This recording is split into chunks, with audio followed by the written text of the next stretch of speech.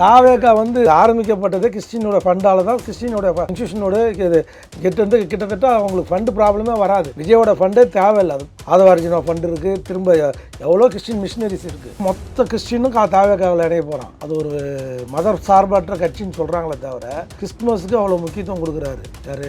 விஜய். அதெல்லாம் அவங்க வந்து வெறி பிடிச்ச கிறிஸ்தவர்கள் கண்டிப்பாக விஜயை வந்து கைவிட மாட்டார்கள். விஜய் அவர்களை நம்பி தான் அந்த 19% வாக்கு சதவீதம், அந்த சதவீதத்தை நம்பி தான் அவர் களத்திலே இறங்குறாரு. அவங்களாம் சொல்லி தான் இவர் அரசியலுக்கே வந்திருக்கதா கேள்வி. தொழிலதிபர்கள்னு சொன்னீங்களா? தமிழ்நாடு சார்ந்த தொழிலதிபர்களா? இந்தியா சார்ந்தவங்க, வெளிநாட்டு சேர்ந்தவங்க, இது அமெரிக்காவை சேர்ந்தவங்க எவ்வளோ பேர் இருக்காங்க. அந்த கிறிஸ்டின் இன்ஸ்டியூஷனில் அவங்க மதத்தில் ஒரு ஆள் வந்து முதலமைச்சராக தமிழ்நாட்டில் வரணுன்றது எல்லாரும் எதிர்பார்க்கறாங்க. கிறிஸ்தவர்கள் இல்லாதவன் இருப்பவன் எல்லாருமே அவன் சம்பாதிக்கிற ஊதியத்திலிருந்து 25% கண்டிப்பாக தேவாலயத்துக்கு கொடுக்கணும். விஜய் முதலமைச்சர் ஆகணும்னு முடிவு எடுத்துட்டாங்கன்னா விஜய் 10 கை சத்தலை பண்ண தேவையில்ல. அவங்களுடைய ஃபண்டு எப்படி வரும், எப்படி வந்து சேரணும்னு நம்ம சொல்லவே தேவையில்லை. அவங்க பார்த்துக்குவாங்க. இன்றைக்கி மகாபலிபுரத்தில் நடந்த இதில் கூட சொல்கிறாங்க பாரு, 200 தொகுதிக்கு மேலே விஜய் சொன்னது யார்? எல்லாருமே சர்ச் ஃபாதர். அப்போ அவங்க டிசைடிங்கே எப்படி தெரியுமா? ஓட்டை வந்து சர்ச்சில் முடிவு எடுத்துருவாங்க. அந்த எல்லாருமே ஒவ்வொரு இது சர்ச்சிலும் மெம்பராக இருப்பாங்க கிறிஸ்தவர்கள். அந்த சர்ச்சின் மூலிமா அந்த ஃபாதர் மூலிமா ஆட்டோமேட்டிக்காக பென்ட்ரேட் பண்ணிடுவாங்க. யாருக்கு? ஜேசிடி பிரபாகரன் சார் எங்கள் நண்பர். பையன் வந்து இருந்தால் அங்கே தான் இருக்கிறோம். நான் ஜேசிடி பிரபாகரன் கேட்டு நீங்கள் போக போகிறீங்களா? பையன் ஆல்ரெடி அங்கே தான் இருக்கிறாங்க. நம்மளும் கேட்டு ஜேசிடி பிரபாகரன் அந்த நிலைப்பாடு எடுக்க போகிறாங்க. அப்படியா? ஆமாம் ஆமாம், அதெல்லாம் ஒன்றும் மாற்று கருத்து இல்லை. அவர் moreover Christian Vanniyar.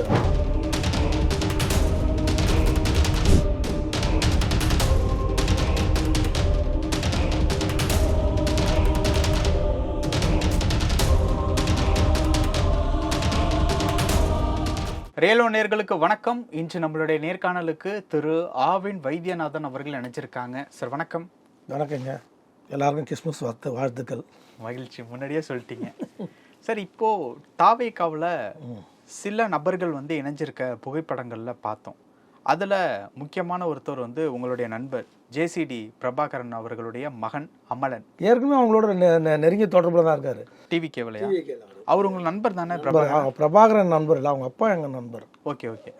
JCD Prabhakaran sir எங்கள் நண்பர். அவன் பையன் வந்து ஏற்கனவே அங்கே தான் இருக்கிறேன். நான் ஜேசிடி பிரபாகரன் கேட்டேன், நீங்கள் போக போகிறீங்களான்னு. பையன் ஆல்ரெடி அங்கே தான் இருக்கிறாப்புல. நம்மளும் கேட்டு ஜேசிடி பிரபாகரன் அந்த நிலைப்பாடு எடுக்க போகிறார் விரைவில். அப்படியா? ஆமாம் ஆமாம், அதெல்லாம் ஒன்றும் மாற்று கருத்தே இல்லை. அவர் மோரோவர் கிறிஸ்டின் வன்னியர். அவர் JCD Prabhakaran sir Christian Vanniyar. புரட்சி தலைவி பொன்மனச்சம்மல் புரட்சி தலைவி என்ன சொன்னார் தெரியுமா? யாருக்குமே சொன்னாத ஒரு வார்த்தை, எனக்கு ஒரு மகள் இருந்தால் நான் உனக்கு தான் கல்யாணம் பண்ணி வைப்பேன்னார். பிரபாகரனுக்கு. ஜெயலலிதாவோட பொண்ணு வந்து உங்களுக்கு கொடுக்குற மாதிரி. ஜானகி அம்மா பொண்ணு. Okay, sorry. எனக்கு ஒரு மகள் இருந்தால் நான் ஜேசிடி அவரோட மாப்பிள்ளை தான் கூப்பிடுவார். மருமகன் தான் அவர் கடைசி வரைக்கும் ட்ரீட் பண்ணார் அண்ணன் ஜேசிடி பிரபாகரன். அந்த அளவுக்கு சொல்லுவாங்க. அந்த அளவுக்கு தலைவர்கிட்ட நெருங்கிய தொடர்பு, நெருங்கிய நட்பு. தலைவர் மேலே ஒரு மிகப்பெரிய பாசம். ஏன்னா அப்படியே சொன்னார் தலைவர் பொன்மனச்சம்மல் புரட்சி தலைவர். எனக்கு ஒரு மகள் பிறந்திருந்தால் அது கண்டிப்பாக ஜேசிடி பிரபாகரன் தான் கொடுத்துருப்பேன். Okay sir. இப்போது அந்த அளவுக்கு செல்வாக்கான ஒரு நபரா?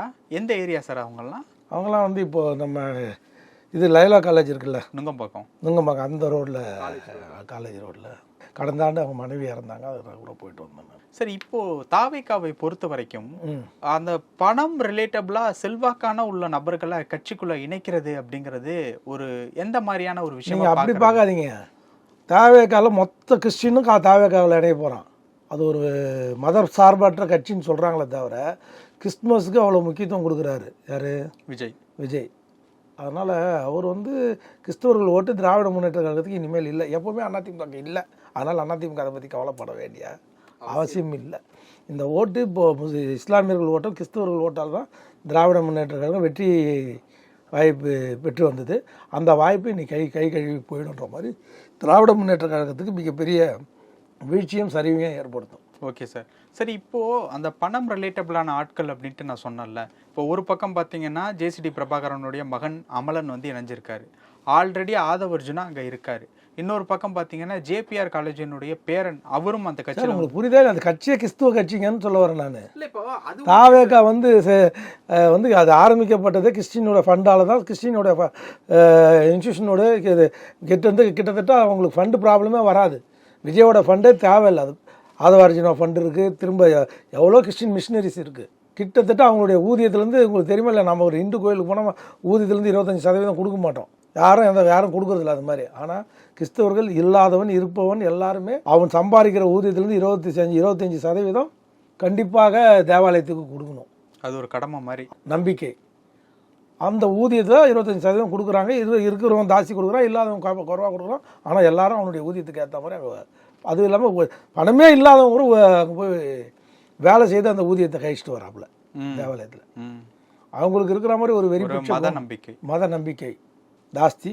அதே மாதிரி அவங்களுக்கு ஃபண்டை பற்றி ஒரு ப்ராப்ளமே இருக்காது. விஜய் முதலமைச்சர் ஆகணும்னு முடிவு எடுத்துட்டாங்கன்னா விஜய் 10 கை செலவு பண்ண தேவையில்ல.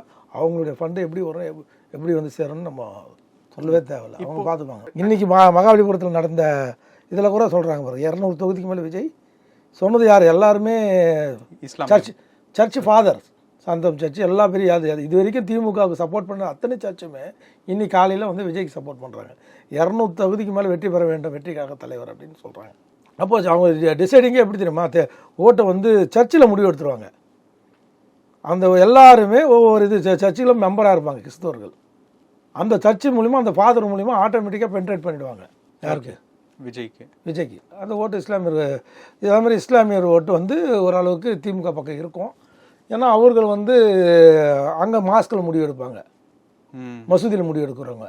ஆனால் இந்துக்கள் மட்டும்தான் எந்த தேவாலயத்திலும் ஓட்டை பற்றியோ யாருக்கு ஓட்டு போடணும் பற்றியோ எந்த கோயிலையும் சொல்கிறதில்ல. பிஜேபி ஓட்டு போடுங்க, ஆர்எஸ்எஸ் ஓட்டு போடணும் நம்ம எப்பவுமே சொல்கிறது இல்லையே. Okay sir. சார் இப்போ இந்த இடத்துல இப்போ டிஎம்கே எடுத்துக்கிட்டிங்கன்னா பணம் எப்போ கேட்டாலும் கொடுப்பதற்கு ஏவாவேலு, KN இந்த மாதிரியான ஆட்கள் இருக்காங்களே. ஓகே, அதே மாதிரியான ஒரு ஆட்கள் டிவிகேவுக்கும் வேணும் தான். JPR காலேஜினுடைய பேரன், இந்த பக்கம் ஆதவர்ஜுனா, இப்போ அமலன், இவங்க JPR காலேஜில் ஒரு பொதுக்கூட்டத்துக்கு இடம் கொடுத்தாங்களே அவங்க. ஆமாம், இப்போ சமீபத்தில் அதெல்லாம் அவங்க வந்து வெறி பிடிச்ச கிறிஸ்தவர்கள். கண்டிப்பாக விஜயை வந்து கைவிட மாட்டார்கள். விஜய் அவர்களை நம்பி தான் அந்த 19% வாக்கு சதவீதம் 9-19 இருக்கு பொழுது அவங்க அந்த சதவீதத்தை நம்பி தான் அவர் களத்திலே இறங்குறாரு. ஓகே, இப்போ ஃபண்டு ரிலேட்டபிளான பிரச்சனைகளுக்கு ஒரு தூணாக இருக்கணுன்ட்டு தான் இவங்களை உருவாக்குறாங்களா? இல்லை, தூணாக இருக்காது. அவங்க ஒரு சப்போர்ட்டர். பெரிய பெரிய முதலாளிகள், பெரிய பெரிய இன்ஸ்டியூஷன் நடத்துகிறவங்க எல்லாமே விஜய்க்கு அவங்க கம்யூனிவலாக மதமாக அவங்களுக்கு சப்போர்ட் பண்ண. அவங்க மதத்துலேருந்து ஒருத்தர் முதலமைச்சர் ஆகணும் விட மாட்டாங்க இல்லையா?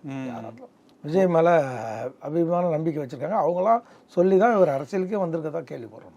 Okay sir. சரி, இப்போ புதுசாக நிறைய பேர் வந்து இணைஞ்சிக்கிட்டு இருக்காங்கல்ல, அதை எப்படி சார் பார்க்குறீங்க? வரும் நாட்களில் யார் சார் இருக்கா? திராவிட முன்னேற்ற கழகத்துலேருந்து யாருன்னா வந்து இணைஞ்சாங்களா? திராவிட கூட்டணியில் இருக்கக்கூடிய முஸ்லீம் லீக் கட்சி இணைய போகிறதா ஒரு தகவல். இது வரைக்கும் யாரும் அதிகாரப்பூர்வமாக இணையலை இல்லையா? ஆனால் அனைத்து இந்திய அண்ணா திராவிட முன்னேற்ற கழகம் சரி பாதியாக விஜயோட இணைய போகுது. அண்ணன் வைத்தியலிங்கத்திலேருந்து, அண்ணன் பண்டூட்டியார்லேருந்து, அண்ணன் JCD பிரபாகர்லேருந்து, இப்போ பெங்களூர் புகழேந்தி சார்லேருந்து, நாஞ்சில் சம்பத்தி ஆல்ரெடி இணைஞ்சிட்டார். எல்லாம் சரி பாதியாக. எப்படி வைகோ வந்து கட்சியை அதிமுகவை பிளக்கும் போது 2ஆ சரி பாதியாக பிளந்தார் திமுகவில். ஆனால் அதுக்கப்புறம் வெற்றி யாருக்கு? அதுக்கப்புறம் ரைட்டு, வேறு விஷயம். அன்றைக்கே வீரபாண்டி ஆரம்பங்களாம் போயிருப்பார் ஏகத்தை விட்டு. தயாலம்மா கையை பிடிச்சி அழுது இப்படி நிறுத்தினாங்க, ஏதோ பண்ணாங்க. அந்த அம்மா கையால் சாப்பிட்ருக்காரு, அதனால் நின்றுட்டு. அன்றைக்கி மதுராந்தகம் ஆரம்பம் போன மாதிரி வீரபாண்டியாரெலாம் போயிருந்தாருன்னா மிகப்பெரிய பழுவ சக்தியாக வைகோ பண்ணியிருப்பார். இப்போ இங்கே அந்த மாதிரி நடந்துக்கிட்டு இருக்குது. இப்போ அதிமுகலாம் அது மாதிரி நிலைமை தான் இருக்குது. அதிமுக வந்து சொல்கிற அளவுக்கு இல்லை. இவங்க வந்து வருகிற 24ஆம் எழுதி வச்சுங்க.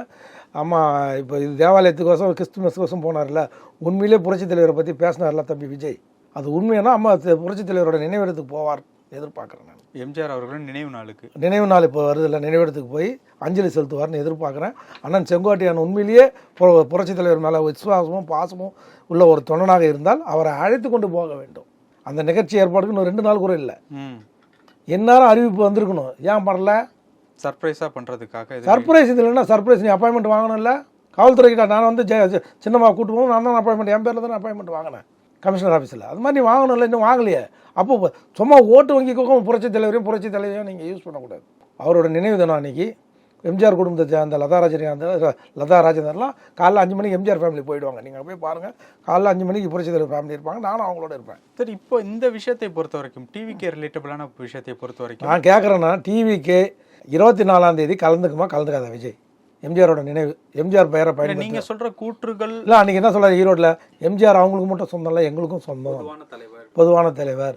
அம்மா ஜெயலலிதா பொதுவான தலைவர்னா நீங்கள் அம்மாவோட இது கூட பரவாயில்ல. புரட்சித் தலைவரோட நினைவு நாள் போனோமா இல்லையா? உன் மத நிகழ்ச்சிக்கு மட்டும் மகாபலிபுரம் ஆயிடுச்சுன்னு போறிய, அதே மாதிரி இஸ்லாமியர் நிகழ்ச்சிக்கு நீங்கள் வரணுமா இல்லையா? அதே மாதிரி இந்து நிகழ்ச்சிக்கு நீங்கள் பொங்கலுக்கு கலந்துக்கணுமா இல்லையா? ஒன்றுத்தில் கலந்துக்கலாம் பரவாயில்ல, ஒன்றுக்கு நீங்கள் உங்களுடைய மத நம்பிக்கை பரவாயில்ல, மத நிலையனுக்கும் பரவாயில்ல. அதே மாதிரி பொங்கல் திருநாள் அன்று வரணுமா இல்லையா, நீங்கள் வாழ்த்து சொல்லணுமா இல்லையா? இப்போ டிவிக்கே ரிலேட்டபுளாக அந்த பணம் ரிலேட்டடாக செலவு பண்ணக்கூடிய ஒரு ஆட்கள் இருக்கணும் அப்படிங்கிறதுக்காக தான் கொஞ்சம் கொஞ்சமாக விஜய் இப்படி உருவாக்கிட்டு அவர் கையிலே 10,000 கோடிக்கு மேலே பணம் இருக்குதுங்க. அவருக்கு எதுங்க பணம் மாற்றம் வருது? ஏன்னா ஒரு எலெக்ஷனுக்கு மிஞ்சி போனால் 1000 கோடி தேவைப்படுங்க. 1000 2000 கோடி தேவைப்படுமா? ஓட்டுக்கு 500 இல்லை 1000 வச்ச கூட 2000 கோடிக்கு மேலே தேவையில்லை. அவரும் பணம் கொடுக்க போகிறாரா? கொடுத்தா தான் ஜெயிக்க முடியுங்க. ஒரு களத்தில் பணம் ஒருத்தன் கொடுக்கல, யாருமே கொடுக்கலன்னா அது வேறு விஷயம். எல்லாருமே கொடுத்து நீங்கள் கொடுக்கலன்னா நீங்கள் தனித்து நிற்பீங்க. அண்ணன் சீமான் மாதிரி தனியாக நிற்கணும். அதாவது காட்டு கத்துறாரு அண்ணன் சீமான். பணம் கொடுக்காம தைரியம் தான் ஒண்டி கொண்டி வாங்க, ஒரு பவுன் செலவு பண்ண மாட்டேன்னு அண்ணா மீதும் உங்கள் அப்பா மீதும் சத்தியம் பண்ணிட்டு வாயான்னு தான் கூப்பிட்றாரு தளபதி ஸ்டாலினை. இவங்க வாயை தரங்க மாட்டாங்களே. அதே மாதிரி தனித்து நின்று வாங்கன்னு தான் சொல்கிறாரு சீமான். அப்படி பார்த்தா சீமான் தான் மிகப்பெரிய வெற்றியாளர்னு சொல்லணும். அது மாதிரி இவங்களும் பணம் செங்கோட்டையன் இருக்காருங்க, பணம் கொடுக்காம வெற்றி பெறுறது ரொம்ப கஷ்டம்னு அவருக்கும் தெரியும். 10 கோடி 20 கோடி அனைத்து இந்திய அண்ணா திராவிட முன்னாடி செலவு பண்ணோம். திமுக ஒரு 50 கோடி ஒரு தொகுதிக்கு செலவு பண்ண போகிறாங்க.